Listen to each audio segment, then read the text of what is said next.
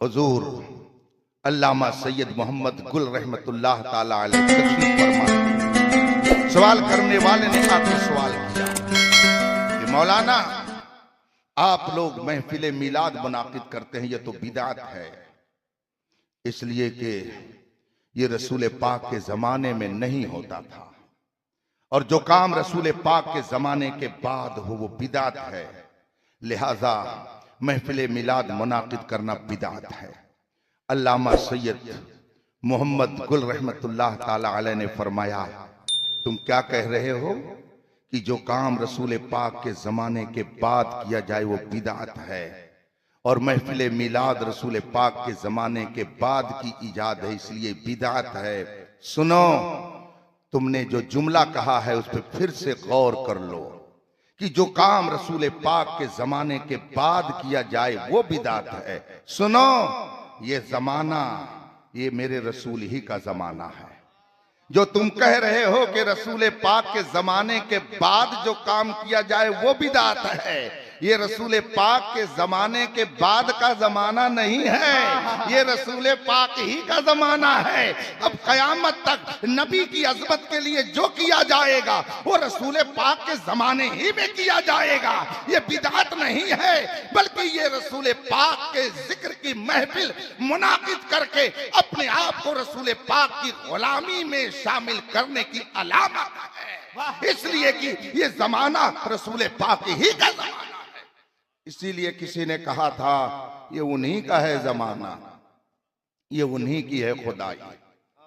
वो और होंगे जो कहते होंगे जब रसूल नहीं रहे तो हुक्म बदल गया। अहले सुन्नत ये नहीं कहते हैं। अहले सुन्नत का अकीदा ये है तू जिंदा है वल्लाह, तू जिंदा है वल्लाह। मेरी चश्मे आलम से छिप जाने वाले सदरुल अफाजिल अलैहि रहमत व रिज़वान अल्लामा सैयद मोहम्मद गुल रहमतुल्लाह ताला अलैह से अखज़ फयूज़ बरक़ात कर चुके थे। जवानी का आलम था।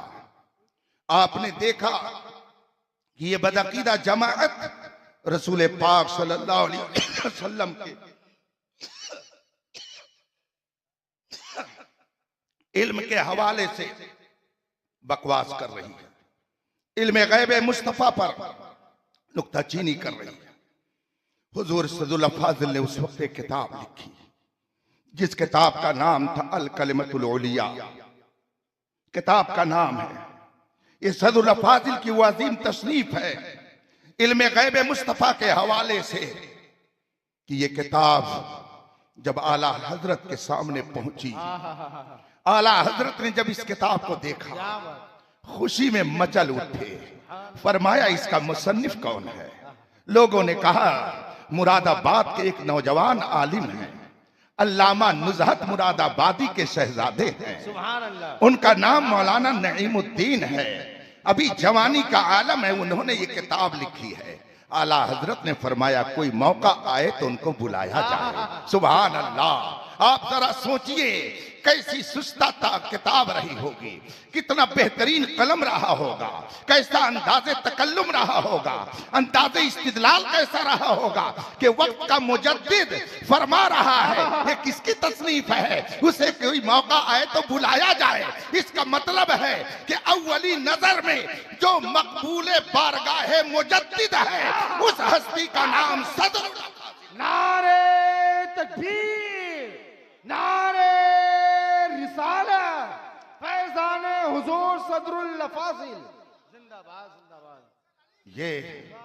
ये वो किताब है सदरुल अफाजिल रहमतुल्लाह ताला अलैह ने तसनीफ फरमाई और इल्म गैब मुस्तफा के हवाले से ऐसी पाकीज़ा गुफ्तगू फरमाई कि लोगों की बाछें खिल गई, तबीयत अश अश कर उठी। इल्म गैब मुस्तफा के दलाइल के अंबार लगा दिए और बदअकीदों के दलाइल के परखचे उड़ा दिए। जब ये किताब आला हजरत ने देखी खुश हुई, कहा बुलाया जाए। इससे पता चला कि रब्बे कदीर ने हुजूर सदरुल अफाजिल को अपनी खुसूसी इनायतों से नवाज कर हिंदुस्तान के उफुक पर इसलिए तैयार करके भेजा था कि हर बातिल का जवाब देने के लिए तन्हा सदरुल अफाजिल काफी नजर आएगा।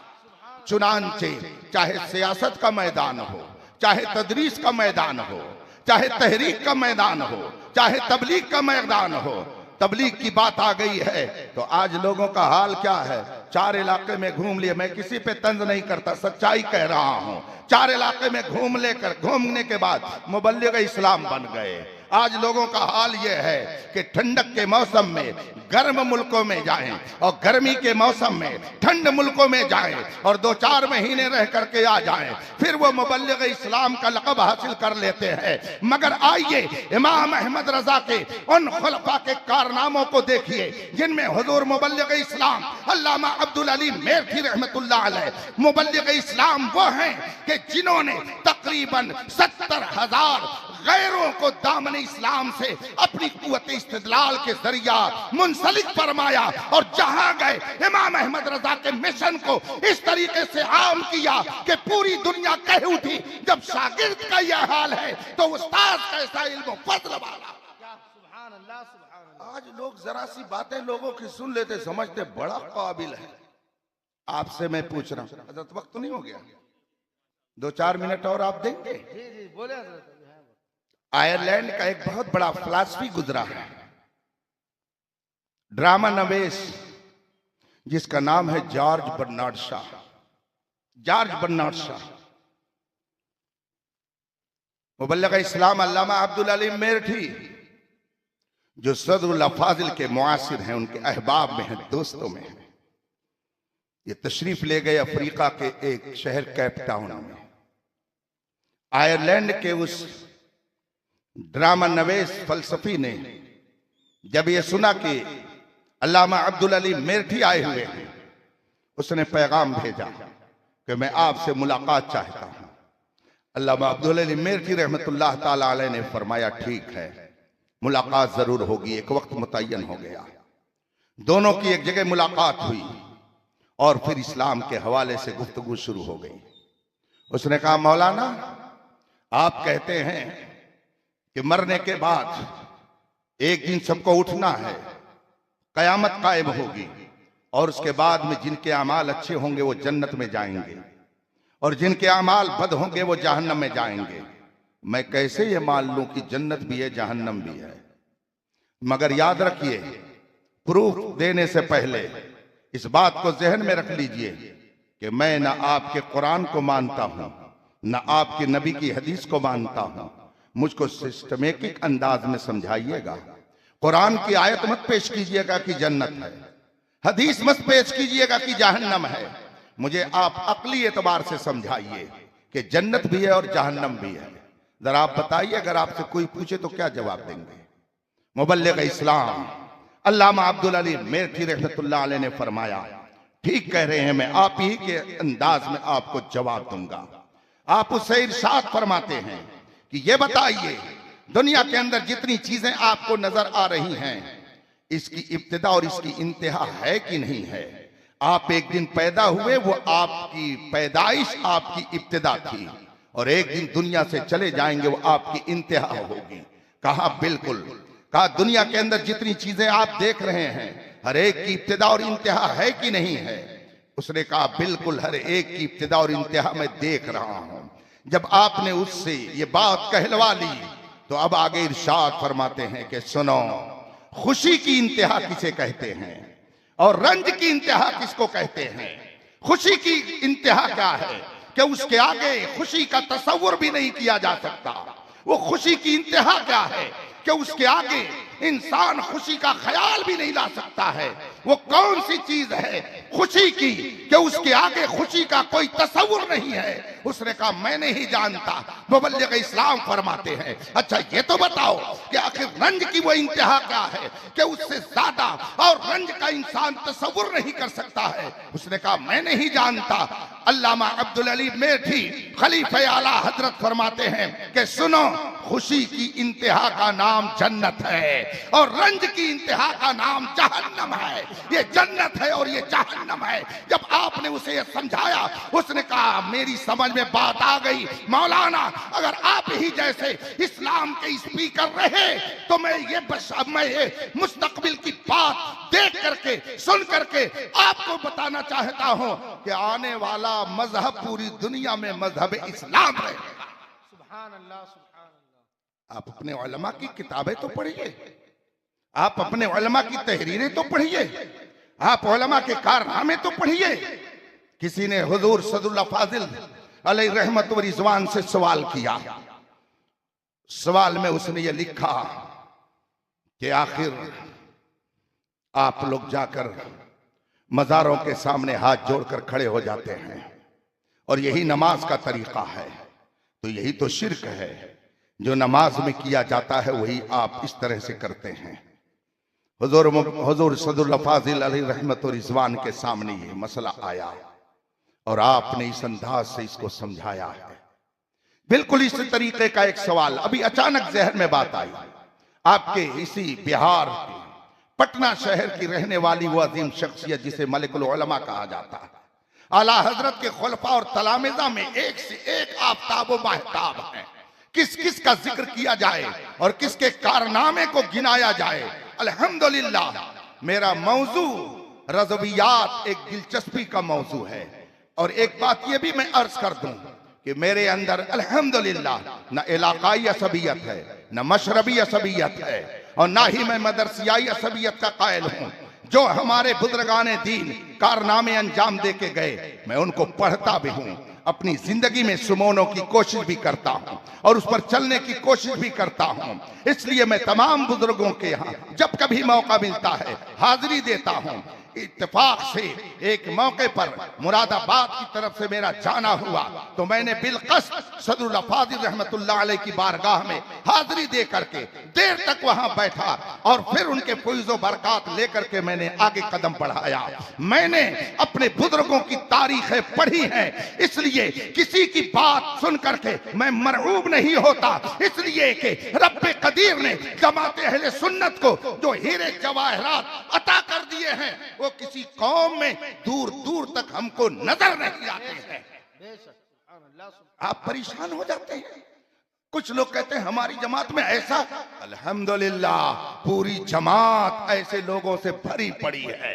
अभी चंद माह पहले साल भर होने जा रहे हैं, आपने देखा एक शख्स जो आतंक मचाए हुए था और इस तरह से उलमा की गुस्ताखी, सहाबा की गुस्ताखी, अहले बैत की गुस्ताखी, सहाबा किराम की शान में नाजेबा कलिमात कहता।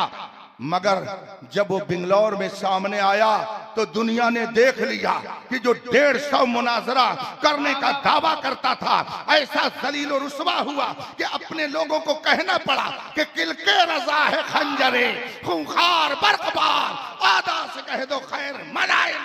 नारे तकबीर, नारे रिसालत और से नईमी फिदाए मिल्लत, मुनाज़िरे अहले सुन्नत, नारे तकबीर, नारे रिसालत।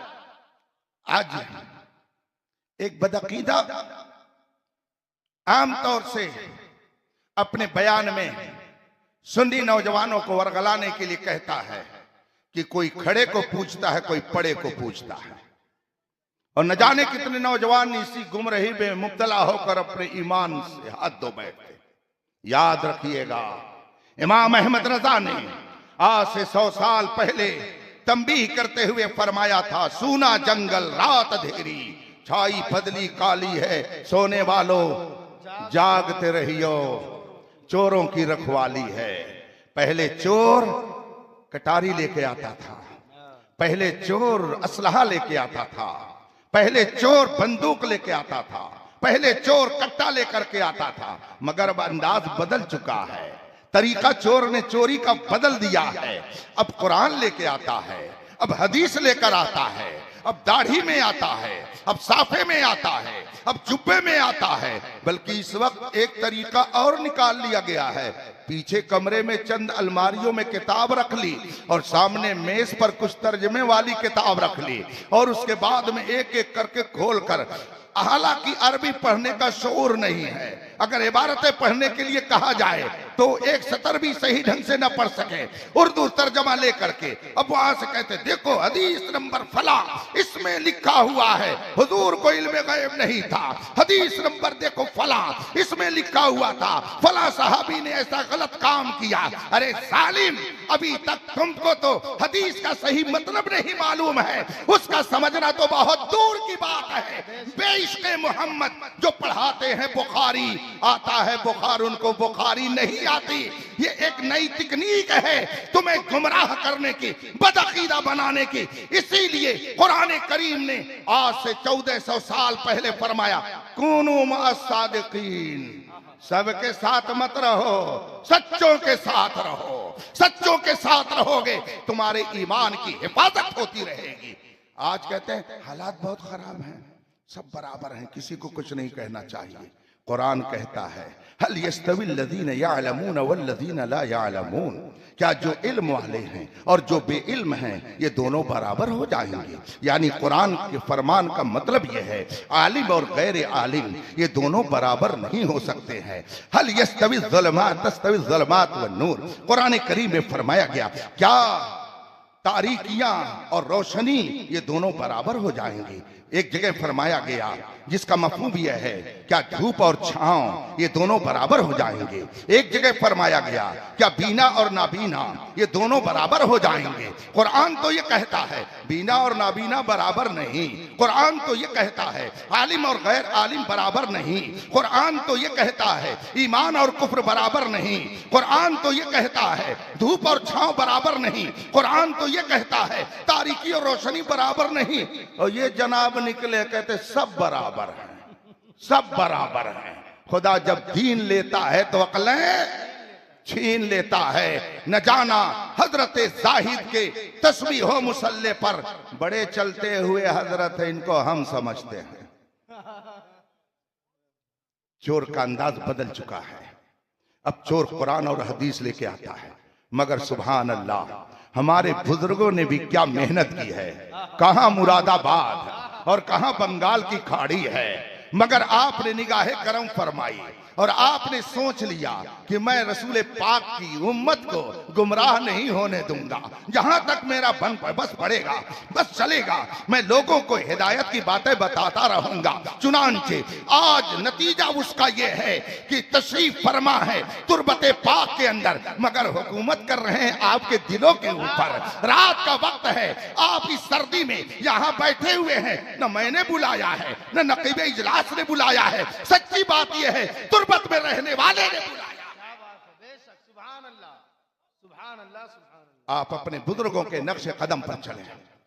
दुनिया कहीं से कहीं चली जाए मगर ईमान और कुफ्र का मामला ऐसा है जो कब्र में भी साथ जाएगा। मैं एक मर्तबा साउथ इंडिया की तरफ प्रोग्राम में गया, एक मौलाना साहब मिले, उनसे मैंने कुछ गुफ्तगू की। मैंने सुन रखा था कि ये हजरात कहते हैं सब बराबर हैं, किसी को बुरा नहीं कहना चाहिए। मैंने उनसे गुफ्तगू शुरू की और उसी दरमियान मैंने कुछ बातें उनसे पूछ ली। अब वो गुस्से में हो गए, जलाल में आ गए और कहने लगे ये नॉर्थ के उलमा जहां कहीं जाते हैं ये मसला जरूर छेड़ते हैं। दुनिया कहां से कहां चली गई मगर ये लोग इस मसले ही में पड़े हुए हैं। हमने कहा मौलाना नाराज मत होइएगा, दुनिया कहीं से कहीं चली जाए इससे कोई फर्क नहीं पड़ता है। आप मुझे बताइए अबू जहल कहां चला गया, उतबा शैबा कहां चले गए, वलीद इब्ने मुगीरा कहां चला गया, यजीद कहां चला गया, फिरौन कहां चला गया, नमरूद कहां चला गया, कारून कहां चला गया, सब खत्म हो गए। मगर मुस्तफा के गुलाम कल भी जिंदा थे, आज भी जिंदा है, सुबह कयामत तक जिंदा रहेंगे। दुनिया कहीं से कहीं चली जाए इससे कोई फर्क नहीं पड़ता, मगर ईमान वो दौलत है कि जो कब्र में लेकर के जाएगा, कामयाबी उसी के लिए है। इमाम अहमद रजा फरमाते हैं कब्र में लहराएंगे ता हस्र चश्मे नूर के, जलवा फरमा होगी जब तलात रसूलुल्लाह। जिंदाबाद। मैंने उनसे कहा दुनिया कहीं से कहीं चली जाए मगर ईमान और कुफ्र का मामला तो ऐसा है कि ये कब्र में भी नहीं जाएगा, यही जाएगा, यही जाएगा। इसीलिए तो आला हजरत फरमाते उन्हें जाना उन्हें माना, न रखा गैर से काम लिल्लाहिल हम्द, मैं दुनिया से मुसलमान गया।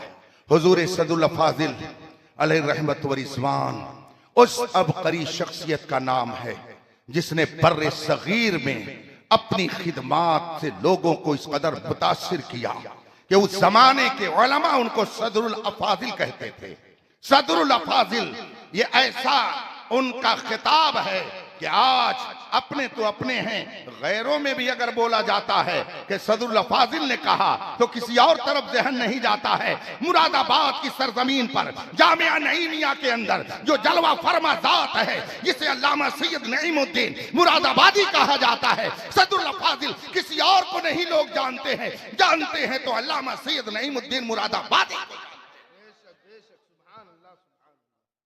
उन्होंने इतनी जहतों से काम किया है कि अगर एक एक जहत को लेकर के किताब लिखी जाए तो उनकी किताबें जिंदगी का वर्क कई दफ्तर में तैयार हो जाए। जिस वक्त तहरीक चली थी घर वापसी की, क्योंकि आप लोग पढ़ते नहीं हैं इसलिए आपको कुछ नया लगता है। हम लोग पढ़ते पढ़ाते रहते हैं इसलिए हम ये कहते हैं, हम बबागे दोहल कहते हैं, कुछ बात है कि हस्ती सदियों रहा है दुश्मन। ये कोई नई बात थोड़ी है। इम्तिहान देने के लिए हम लोग दुनिया में आए हैं और इम्तिहान वही देता है जो पढ़ता है। जिसका एडमिशन होता है इम्तिहान उसी का लिया जाता है, जिसने एडमिशन नहीं लिया उसका कोई इम्तिहान नहीं है। आप देख लीजिए जितने इदारे खुले हुए हैं, चाहे वो हिंदी के हो, चाहे इंग्लिश के हो, चाहे बंगला के हो, चाहे उर्दू के हो, चाहे अरबी के हो। मदरसों को देख लीजिए, जारुलूमों को देख लीजिए, कॉलेजों को देख लीजिए। जो एडमिशन ले लेता है उसी का इम्तिहान होता है और जो एडमिशन नहीं लेता उसका इम्तिहान नहीं होता है। एक कॉलेज हो, कॉलेज के बगल में किसी का घर, लेकिन उस घर के बच्चे ने अगर उसने एडमिशन नहीं लिया है तो उसका इम्तिहान नहीं होगा। और 2 किलोमीटर दूर रहने वाले ने अगर एडमिशन ले लिया है तो उसका इम्तिहान होगा। और सिर्फ इम्तिहान ही नहीं होता है, एडमिशन लेने के बाद अब उस बच्चे को तालिब इल्म कहा जाएगा, स्टूडेंट कहा जाएगा। अब वो प्रिंसिपल की निगरानी में रहेगा, वो अपनी मर्जी से कुछ नहीं करेगा। जब पढ़ाई का पीरियड होगा तो जो उस्ताद कहेगा वही करेगा। प्रिंसिपल जो कानून बनाएगा वही करेगा, इदारे का जो कानून होगा वही करेगा। अभी आपको बताया, अभी आपने तकरीर में सुना कि शादियों में ऐसा होता वैसा होता है। ये अपनी तरफ से नहीं कहा जा रहा है, ये फरमाने मुस्तफा सुनाया जा रहा है। जिसने दाखिला ले लिया, अब जाहिर सी बात है कि प्रिंसिपल उसे डांटेगा, उसे प्रिंसिपल अपना कानून बताएगा और उसको कॉलेज और मदरसे के कानून के मुताबिक रहना होगा। अगर वो शरारत करेगा तो प्रिंसिपल उसे सजा देगा। अगर वो पढ़ाई के वक्त में गैर हाजिर हो गया तो उसे पूछा जाएगा। और जिसने एडमिशन नहीं लिया वो कुछ भी करे, नाचे कूदे थिरके गाए सोए खेले घूमे कुछ करे, प्रिंसिपल को उससे कोई मतलब नहीं। अगर आप इस बात को तस्लीम करते हैं तो बस आखिरी बात यह है कि जब आपने ला इलाहा इल्लल्लाह मुहम्मदुर रसूलुल्लाह कह दिया, जब आपने अशहदु अल्ला इलाहा इल्लल्लाह व अशहदु अन्ना मुहम्मदन अब्दुहु व रसूलुहु का इकरार कर लिया, तो इसका मतलब है कि आपने मुस्तफा जान रहमत के गुलामों के रजिस्टर में इंदराज करा दिया। आपने इस दारुल उलूम में दाखिला ले लिया है। अब जब आपने दाखिला ले लिया है तो आपको अपनी मर्जी से नहीं चलना है, बल्कि जो दस्तूर है उसके मुताबिक चलना है। और जब इम्तिहान आएगा तो भागना नहीं है, बल्कि इम्तिहान देना है। और इम्तिहान जब देंगे तो इंशाअल्लाह कामयाबियां आपका कदम चूमेंगे। इसलिए इम्तिहान से घबराना नहीं चाहिए, बल्कि इम्तिहान के लिए खूब तैयारी करनी चाहिए और यह कहना चाहिए अगर बरको सैयाद की जिद यही है, बनाएंगे हम भी यही आशियाना। बात समझ रहे हैं कि नहीं समझ रहे हैं? हाँ, समझ समझ के समझ को समझो। समझ समझना भी एक, समझ समझ करके जो ना समझे मेरी समझ में, मगर मैं किसी सुन्नी को हजरत ना समझ नहीं कहता। जिसने अपने रब को पहचान लिया, जिसने अपने मालिक हकीकी की मार्फत हासिल कर ली, जिसने अपने नबी को की अजमत को जान लिया, जिसने ये समझ लिया कि महबूब कहीं हो अल्लाह वो सुन लेगा, जिसने अपने महबूब के मकाम और मर्तबे को समझ लिया, उससे बढ़कर के समझदार कौन होगा। दुनिया उसे नादान कहे, कहने दीजिए। हमको अगर कोई मुल्ला कहता है तो हम नाराज नहीं होते हैं, हमें परेशानी नहीं होती है। नो टेंशन, नो प्रॉब्लम, डूडाई करें, ये लेकर के जाइए मैदान महशर। इससे ज्यादा खतरनाक मंजर वहां पे रहेगा, मगर वहां के लिए है ढूंढाई करें। सदर कयामत के सिपाही वो किसको मिले जो तेरे दामन में छुपा हो। अगर मैदान महशर की हौलनाकी से मुस्तफा जान रहमत अपने दामने करम में लिए रहेंगे तो दुनिया की हौलनाकी से और कौन बचाएगा। इसीलिए तो आला हजरत फरमाते हैं, आज ले उनकी पनाह, आज मदद मांग उनसे, कल न मानेंगे कयामत में अगर मान गया। इनको हिकारत की नजरों से न देखो, जो देख रहा उसको देखने दो। शायर कहता है, दीवाने को तहकीर की नजरों से न देखो, दीवाना बहुत सोच के। इसलिए कि हमारा अकीदा है कि अगरचे मदीने मुनव्वरा मकान के एतबार से दूर है, लेकिन दूर और नजदीक के सुनने वाले वो कान, काने लाले करामत पे। हमें अगर कोई कहता है मुल्ला जी तो क्यों, इसलिए कि हम रसूल पाक की सुन्नत को अपनाए हुए हैं। तो बताइए, वो हमारा ये अमल भी देख रहे हैं और दुश्मन का वो कौल भी सुन रहे हैं। कल मैदान महशर में पता चलेगा कि कौन जीता है, कौन हारा है, कौन सच्चा है, कौन गलत है। आज हम ये कहते हैं, करो जो कुछ तुम्हें करना है, हम यहाँ हमेशा रहने के लिए नहीं आए हैं। मेरे रज़ा ने फलसफे जिंदगी समझा दिया और ये बता दिया है, दहन में ज़बान बदन में है जान। हम आए यहाँ, उठे भी वहां। ये जो यहाँ आराम फरमा है, ये प्रॉपर्टी बनाने नहीं आए थे, ये जमीन जायदाद लेने नहीं आए थे, बल्कि तुम्हें मुस्तफा की सच्ची गुलामी का पट्टा अता करने आए थे। उसी का नतीजा है तुम यहाँ बैठे हो, मगर तुम्हारे दिल पर हुकूमत हजरत नबीर सदरुल फाजिल रब्बे कदीर इन बुजुर्गों के फैज़ो बरकत से माला माल फरमाए। कहीं भी रहिए, फख्र से कहिए हमारा रिश्ता गौसो ख्वाजा से मिलता है। कहीं भी रहिए, फख्र से कहिए हमारा रिश्ता इमाम आजम से मिलता है। कहीं भी रहिए, फख्र से कहिए हमारा रिश्ता इमाम अहमद रजा से मिलता है। दुनिया की हर कौम के पास ऐसी ऐसी चीजें हैं जिसके बारे में वो ये नहीं कह सकते कि हमारे ही पास है, तुम्हारे पास नहीं है। डॉक्टर किस कौम में नहीं है?